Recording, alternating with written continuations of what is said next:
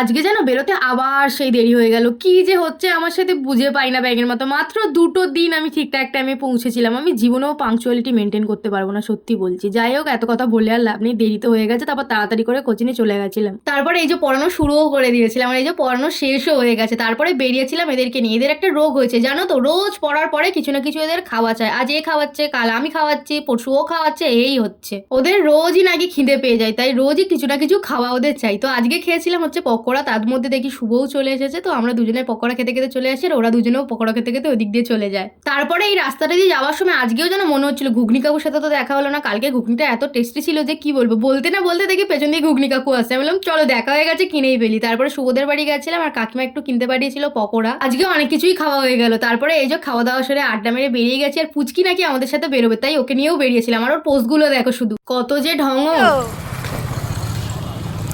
হ্যাঁ, ঘুরতে যাচ্ছ? তুমি ঘুরতে যাচ্ছ? হ্যাঁ, কার সাথে ঘুরতে যাচ্ছ?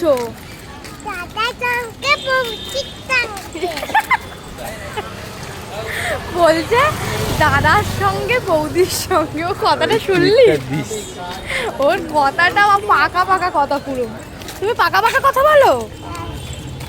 বলে একটু বলো একটু ওর মানে মনে হয় যেন চটকে দি পুরো, এত ফুচকা যাচ্ছে দেখো।